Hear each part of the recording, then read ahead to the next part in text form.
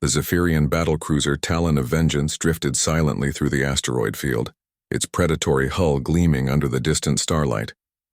Commander Vextar studied the readings on his tactical display with satisfaction. A lone human vessel, designated as a simple cargo freighter, had wandered into their hunting grounds. The ship appeared defenseless. No visible weapons, minimal shielding, and only one life sign aboard. Primitive scavengers, Vextar hissed through his mandibles, his forearms working the command console with practiced efficiency. The Zephyrians had conquered 17 star systems through superior technology and ruthless tactics. Humans were newcomers to the galactic stage, barely worth their attention. Target their engines. We'll board once they're disabled.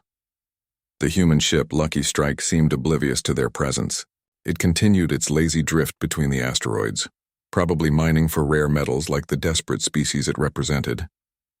Vextar's tactical officer, Subcommander Krill, activated the targeting systems.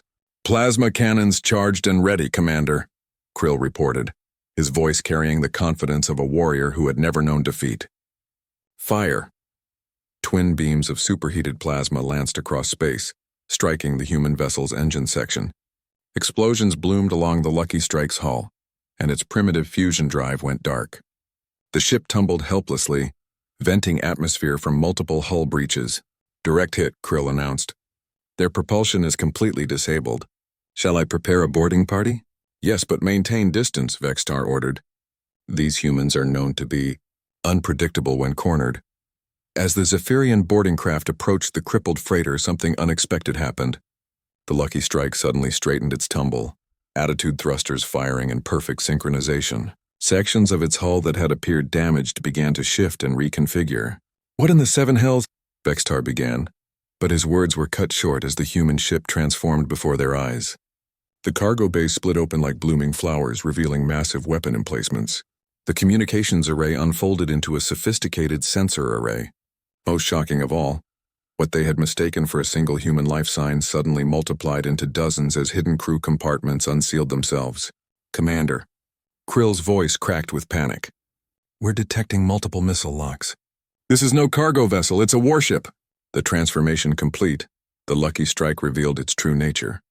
A human stealth destroyer, its hull bristling with weapons that had been hidden beneath false plating and holographic camouflage. Captain Sarah Chen stood on the bridge, her crew of 40 battle-hardened veterans at their stations. Did they really think we'd send undefended ships into hostile territory? Chen asked her tactical officer, Lieutenant Rodriguez. "These Zephyrians have been raiding our supply lines for months. Time to teach them why humanity earned its place among the stars." "All weapon systems online, Captain," Rodriguez reported. "We have targeting solutions on their cruiser and boarding craft." Fire at will. The Lucky Strike unleashed hell. Kinetic rounds fired from railguns crossed the void at relativistic speeds, while guided missiles streaked toward their targets in graceful arcs. The Zephyrian boarding craft, caught completely off guard, were obliterated in seconds. Vextar watched in horror as his supposedly superior vessel shuddered under the human assault. Their shields, which had never failed against any other species, flickered and died under the sustained barrage. How had these primitives developed such devastating weapons? "Return fire!" He screamed, but his crew was already trying. Their plasma cannons discharged, but the human ship had already moved, its engines proving far more powerful than their scans had indicated. The Lucky Strike danced between the asteroids with impossible grace, using the rocky debris as cover while continuing its relentless attack. "Sir," his communications officer reported, "the humans are transmitting on all frequencies." "Put it through," Vextar snarled. Captain Chen's voice filled the bridge, calm and professional despite the fury of battle raging around them. "Zephyrian vessel, this is Captain Sarah Chen of the Terran Defense Force. You attacked a human ship in neutral space. Surrender now and you'll be treated according to interstellar law." "Never," Vextar roared back. "The Zephyrian Empire bows to no one." "Your choice," Chen replied simply. The Lucky Strike accelerated directly toward the much larger battlecruiser, seemingly on a suicide run. Vextar ordered all weapons to target the approaching human ship, but their shots went wide as the destroyer executed a series of combat maneuvers that seemed to defy physics. At the last possible moment, the human ship rolled beneath the Zephyrian cruiser's hull, and unleashed a full spread of armor-piercing missiles at point-blank range.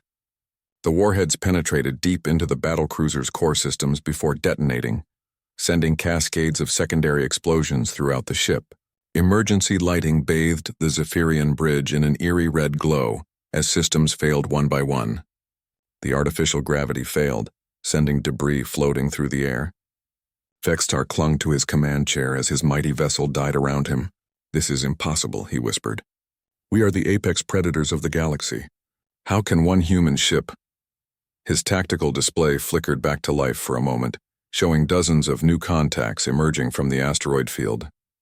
More human ships, all of them shedding their camouflage and revealing weapon systems that made the Lucky Strike look like a patrol boat.